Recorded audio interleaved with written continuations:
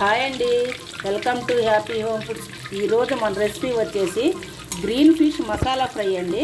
దీని తయారీ విధానం మనం ఒకసారి చూద్దాం. మీడియం సైజు చేపలు 2 తీసుకున్నానండి నేను. ఇప్పుడు దీనికి మనం ఒక మసాలా ప్రిపేర్ చేసుకుందాం. ఇదిగోండి సాల్ట్, 2 స్పూన్లు కారం, 1 స్పూన్ మిరియాలు, ఇది ఫిష్ మసాలా 1 స్పూన్ అండి, ఇది పసుపు, అల్లం పేస్ట్ 2, ధనియాల పొడి 2 స్పూన్లు. ఇది మొత్తం మిక్సీకి వేద్దామండి.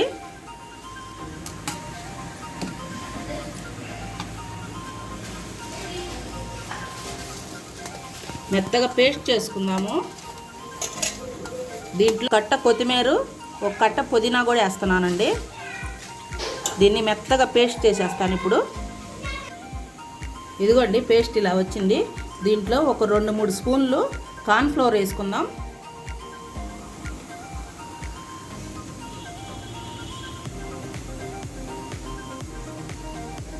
ఇది వేసి ఒకసారి మొత్తం కలిపేసుకుందామండి. కార్న్ఫ్లోరు, ఈ పేస్టు మన గ్రీన్ ఫిష్ మసాలా ఫ్రై అండి ఇది.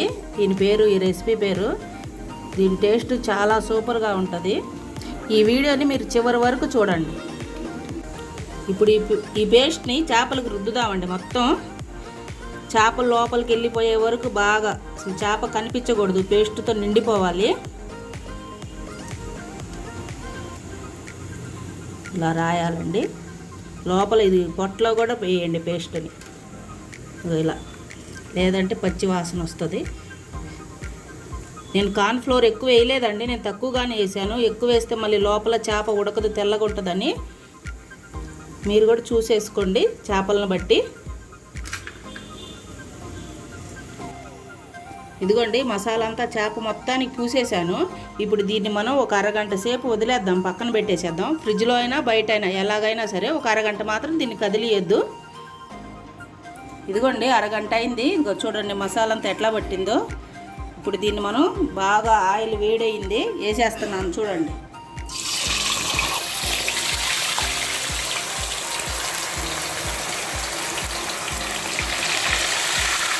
దీన్ని ఒక 5-6 నిమిషాల వరకు కదిలించొద్దండి. కదిలిస్తే మసాలా అంతా ఆయిల్లోకి వెళ్ళిపోతుంది. దీన్ని ఇట్లాగే వదిలేసేద్దాం.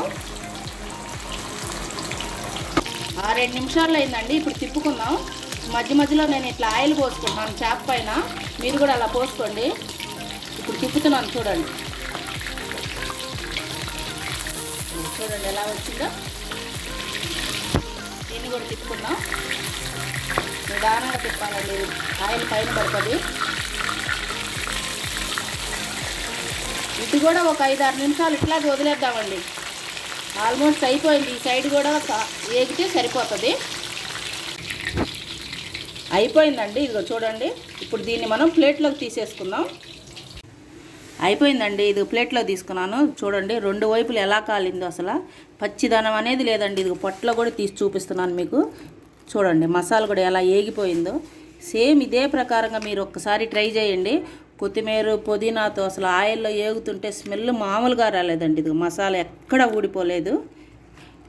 ఇంతేనండి. మళ్ళీ ఇంకో వీడియోతో మళ్ళీ కలుద్దాం. మా వీడియో కనుక మీకు నచ్చితే లైక్ చేసి, షేర్ చేసి, సబ్స్క్రైబ్ చేయండి.